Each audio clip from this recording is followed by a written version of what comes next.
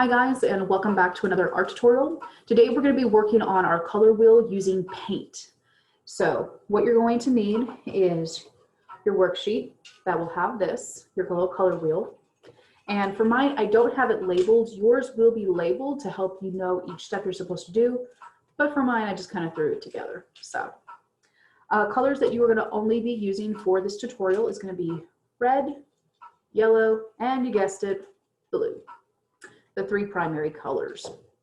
So what I want to kind of go over before we get started is anytime you're painting, and I'm sure you will get tired of me saying this in class, you need to make sure you have an apron on. And if you have long sleeves, you need to roll them up. So that way paint does not get on you. If you have long hair, pin it back.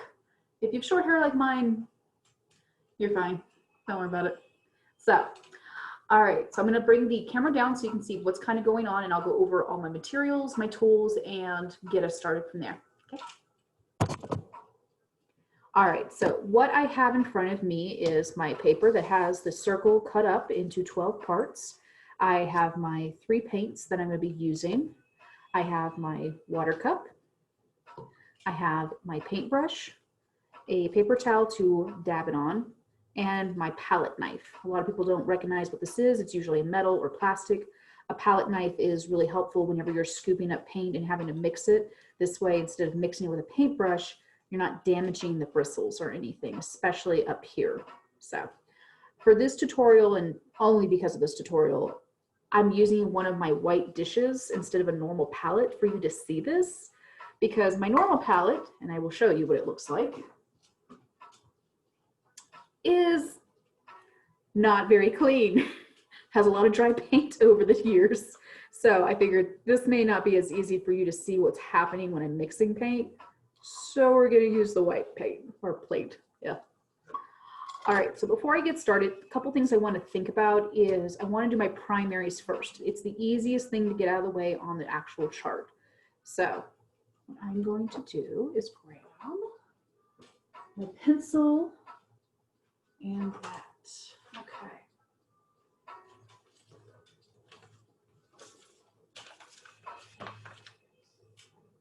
So if you have ever done my tutorial with the colored pencils, this was the color wheel that we created. We did our primaries first. We then went over and did our secondary colors, and then we worked on our tertiary colors. So we're ideally doing the same thing, just with paint. So let's work on primaries first. So on your paper, it should already be labeled with red, and it should have in parentheses the number 1. That way you know to do step 1, which is primaries. Don't just jump ahead and do every color in the wheel, because it's not going to go the way you think. Yellow. Okay, coolios. So before I get started, I will say this over and over and over, because I do think it's extremely important for everyone to understand. When you are getting paint on your palette, because the palettes that you'll be using in school is white like this, but it has several little circles, like little cups for you to pour paint in. Don't fill the entire thing of paint. It's a waste of paint. Just trust me on this one. So what we're gonna do, I'm gonna use this as an example. Just gonna use that little bit. So let's see, we're gonna use our yellow. Put it over here. Again, I don't need that much color on here. Ooh, my blue doesn't want to open. Okay, and blue, I think that's plenty right there. Now, obviously, if you run out of paint and you need more, then get some more. But what I'm trying to make sure you understand, especially in class, I know we have these giant bottles at school and you could use all the paint in the world, but seriously, don't waste it. It's not worth wasting. So as you can see on here, I'm using something about a little bigger than my thumb, about the size of my thumbnail. It's really not that big. I'd say about the size of a dime, a nickel at most, that you want to work with. So Before I get started, what I like to do is always dip my brush in water, not go straight into the paint. And the reasons why you don't want to do that is because when you go back to clean your bristles, if the bristles were dry when you were putting on paint, they will stain the bristles. So as you can see in this video, I've got a little bit of pink. Because I didn't wet my brush, I went straight to the red paint and it stained it. So just trust me, this is very helpful later. Obviously, if it's got a lot of water on it, I like to squeeze it very carefully, dab it a little bit on my paper towel just to soak up excess water, because you still want it to be damp, but you don't want it to be soaking wet with water. So I'm going to start out with my primary. So I'm going to start out with my red. And as I put my paintbrush in my paint, you'll notice I only do the tip of the brush. I have all of this room, but I don't want to use all of it because, again, when you go back to cleaning brushes, over time, all this stuff gets stuffed and it breaks down and it's not a really good brush. So again, just use the tip of the paintbrush. Don't use the whole thing. It's natural over time that the paint will go up. That's fine, but don't go, smashing this into here. Please don't do that. So I'm going to start out with my primary on the color wheel, which is red.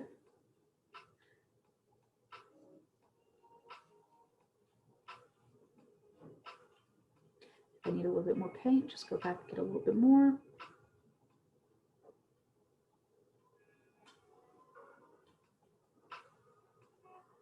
Now, some things I like to do to help me kind of get my paint, use the most out of it, is I put a little tiny bit of water, and I do mean like the smidgiest of water, mixed with my paint on the side.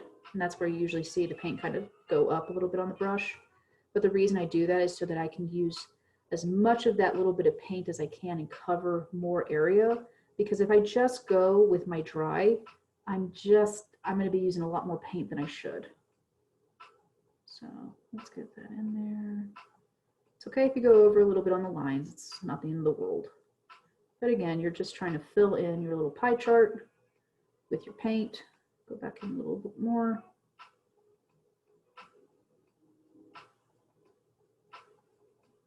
There we go. All right, now I've got my red. Now, before I jump into the other colors, you have to clean your brush. I can't take this and put it in my yellow and get a perfect yellow. So I'm going to take my water cup and my paintbrush. I'm going to twirl it around on the bottom so the bristles are kind of getting a little bit bent at the bottom. I'm not smashing it together. I'm just trying to get as much of the paint in between the bristles to come out. And then a big thing is anytime you use your water cup, always kind of scrape very lightly, not, horribly like this. You never want to push it. You never want to bend the bristles, but you're just trying to scrape off excess water, and then you'll dab it onto your paper towel. And here's a trick. If you're not sure if all the color has come out of your bristles, a really nice trick that's very safe for them is if you squeeze just a little bit and you kind of press the water up, if there's any color on the water, then you know very quickly, hey, this isn't clean, I need to reclean it again. So this is helpful, especially if you already have a paintbrush that is already stained of a certain color and it's not very obvious that the color is out of the paintbrush. So you would obviously go back to the water cup, you would go back and forth a little bit, scrape again, you would press very lightly, just dab it onto the paintbrush, or onto the paintbrush to the paper towel. I know what I'm trying to say. Again, if there's no color, then you're good to go. If there is color, clean it again. All right, so we're gonna move on to our yellow. I'm gonna turn my page, so it makes it a little easier for me to focus on that pie chart. Again, I'm going to just dip in the little bit tip of my paintbrush. I'm not getting the whole thing dipped into there.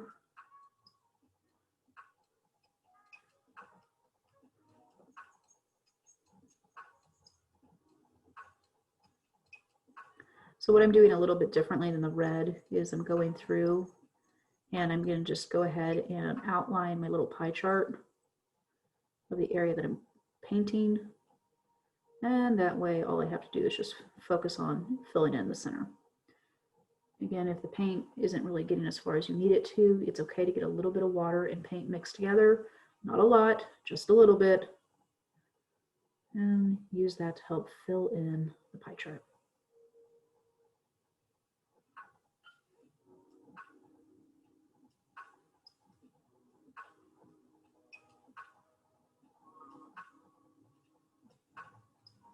Okay, looks pretty good. It's okay if there's a few white spots. It's not the end of the wide world, but it gets what I need done. Go back to cleaning your brush, pull it around, scrape, dab it onto here, do the squeeze test. Okay, looks like it's good. Now we're going to switch over to the blue part of our wheel. Okay.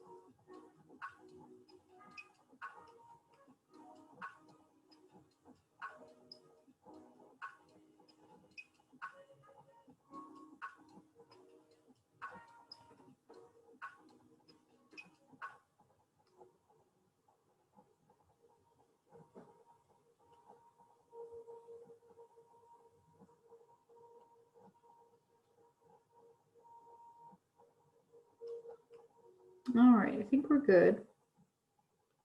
Go back to cleaning the brush.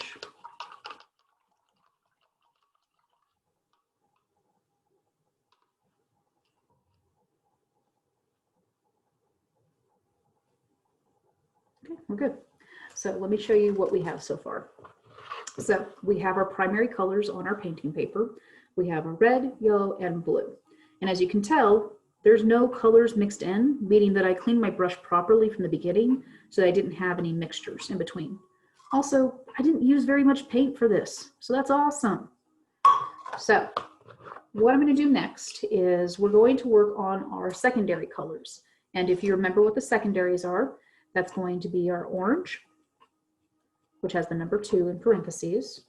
We have our green, and we have our violet, or purple, as some of my kids like to tell me. So on your paper that should be labeled, it will have the color and a number. So we've done step 1, which is the primary, which is, number 1. Secondary, we're going to do step 2. Not only are the numbers saying what steps you're supposed to do, but it also quickly tells you what is the combination. Primary is 1. There is no way to mix a red, a yellow, or a blue. They are prime. But a secondary is a mixture of 2 of our primes. So for orange, because of where it's located, it takes a little bit of red and a little bit of yellow to make orange.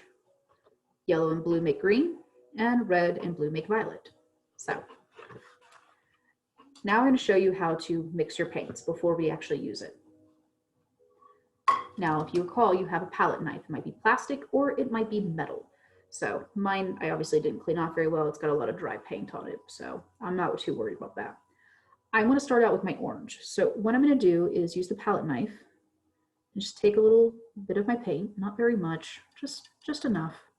I'll kind of wipe it on my paper towel so I don't mix direct yellow into red. I'm going to go back, grab a little bit of red, and I'll put it on top of the yellow. And then what I'm going to do is mix it.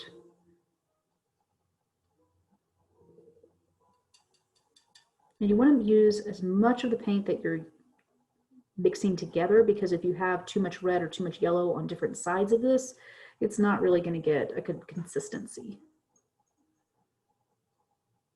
Okay, I think we're good. So I'm just going to scrape off some of that excess paint, wipe it on my paper towel so I can use my palette knife for the other colors later. So as you can see, I have my yellow, my red, and now my orange, and my black cat, who is being himself as normal.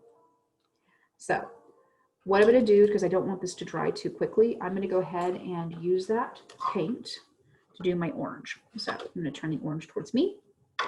Again, I might use a little bit of water to help us out, Just put it on the side of the plate, mix a little bit with my paintbrush, and there we go, got a little bit on there. So let's see, here we go.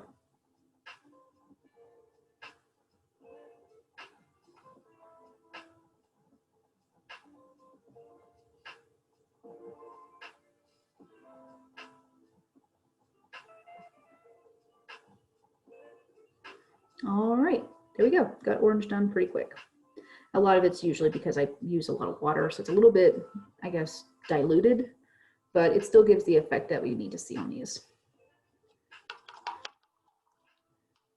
Clean off my brush. Yep, we're good. All right, so next color I want to work with is green. So again, I'm going to take my palette knife, make sure there's no wet paint on it. If there is, just kind of wipe it on your paper towel. And I'm going to take a little scoop of yellow, stick it right here. Wipe the palette knife, make sure there's no yellow left on it. I'm going to go over to my blue, I'm going to scrape up just a little bit of blue, and then I'm going to mix.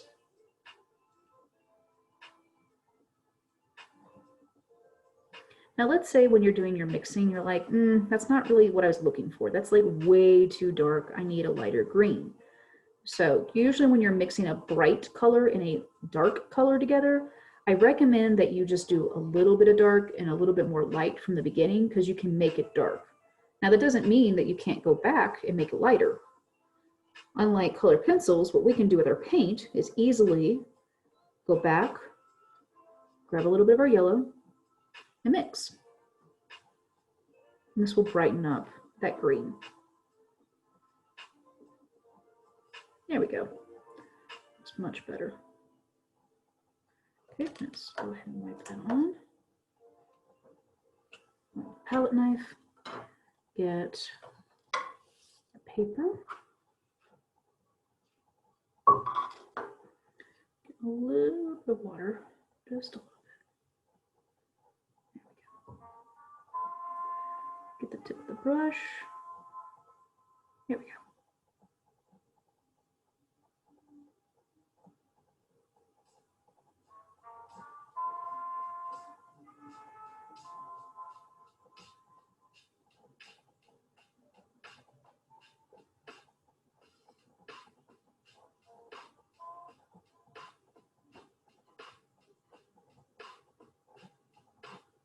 Okay. Again, this is more watered down, but let's say I want to go back and I add more. I'm going to wait until this dries before I add another layer of paint, because if I try to do it now, it's not going to get the effect that you're hoping for. In fact, most of the time what ends up happening is paint gets everywhere on the canvas and not staying in the spot that you want it to stay. Okay, get that cleaned. Nice. All right, let's mix our last secondary color, and that is our violet. Again, I'm checking my knife, making sure there's no wet paint. And I grab a little bit of my red, wipe my knife. Good. Now again, I like to start out with a little bit of dark from the beginning. If there's too much, I'm just going to kind of do that. Wipe off some of the excess blue. I'm going to stir these together.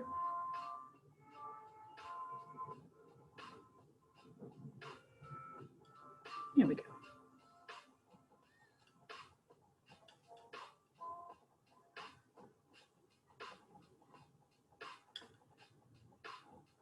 Okay, looks pretty good.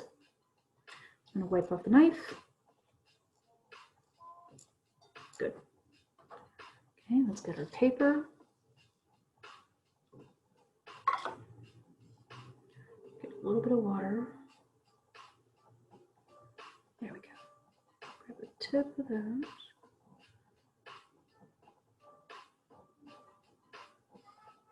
Okay, looks good.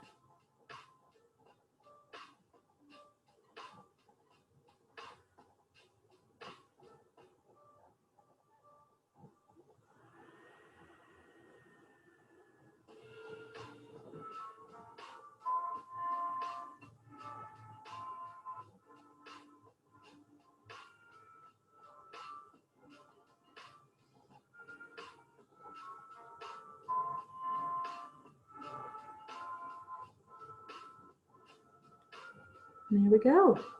All right, so let me hold this up so you can kind of see this. So on our color wheel for our painting paper, we have our primary and our secondary colors now showing on this.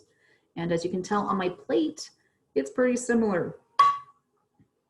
Now, the next part is our tertiary colors.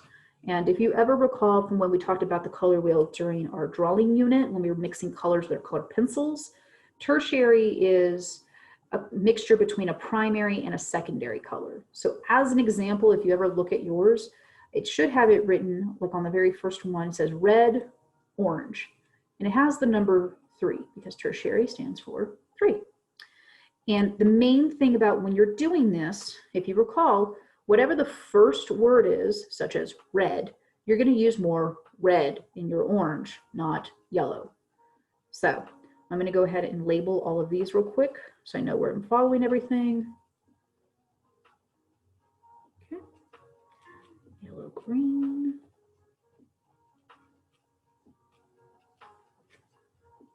Good. Blue, green.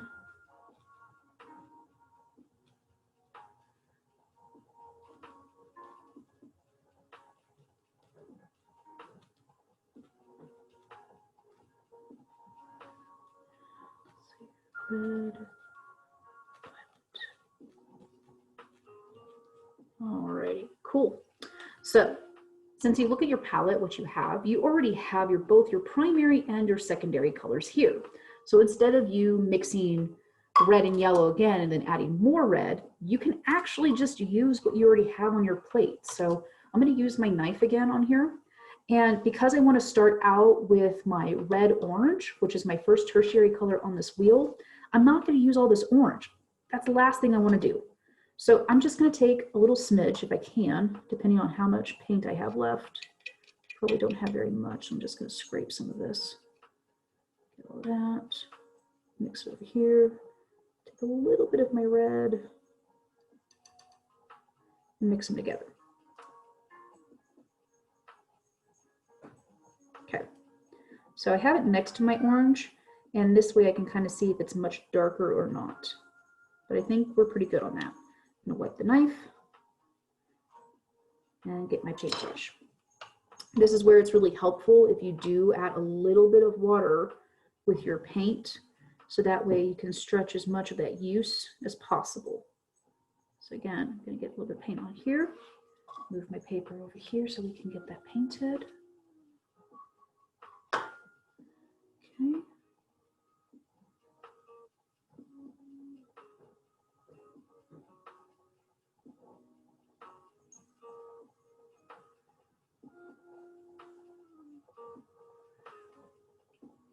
A little bit of water. Here we go.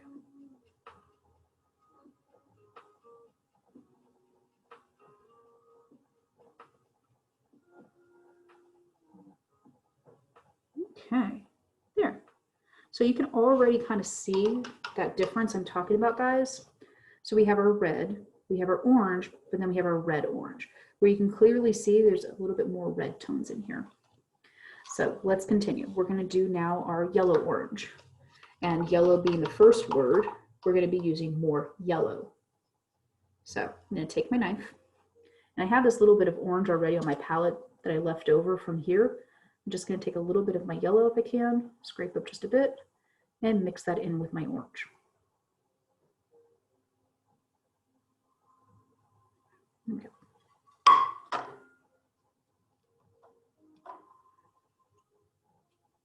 Okay, I'm going to use just a tiny bit of water to mix with this. There we go, not too much. There we go.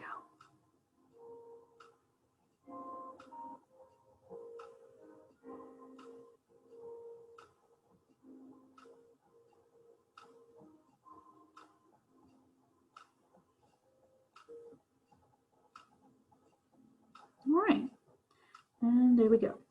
So if I hold this up a little bit closer, you'll start to see that difference happening. We have our red, red, orange, orange, yellow. So you'll start to see this little bit of subtle changes happening in between. So what I'm going to do is go ahead and pause our video for a quick moment. I'm going to finish out this other side for us, and that way you can see what the results are. Give me just one sec. Okay guys, so I finished up the color wheel and here we go. Here is our results. So just to point out again, we have our 3 primary colors that we started off with, red, yellow, and blue. Then we have our secondary colors, orange, green, and violet. And our tertiaries, red, orange, yellow, green, blue, violet, and red, violet. So as you can see, these subtleties make such a difference when you have this color wheel. When everything is next to each other, it's so very obvious the differences between them. So if you had them separate, it's kind of hard to notice that difference. I know that for some of my kids, they're going to question me and be like, hey, Miss Fisher, this is cool and all, but I don't understand the reason why I have to do this, especially if you have all these bottles of paint. I've got greens, I've got yellows, I've got oranges, I have all these different kind of purples I can work with. Why does this matter so much? Well, as I like to kind of explain, what if I didn't have all those colors? How would you mix everything? How would you get the beautiful array of colors that you're wanting to work with if all you have is maybe just these 3 colors? So if you only have red, yellow, and blue, you kind of have to know how to mix these. So, and on my palette, I like to show this at the end. Guess what? I didn't use all the paint. I used every bit I could, but truthfully, I still have some leftover paint. So again, when I am talking about cleanup time and making sure you're not washing this down the drain, if there's like globs and globs of paint, is because number one, if it goes down the drain and then it dries, because it's an acrylic paint, it's latex, this thing is going to become concrete inside our sink, and then it's going to clog everything, which no one wants because we only have 2 sinks, and I really don't want to have to deal with maintenance on clogging sinks. So let's say you have more than this paint left over on your palette.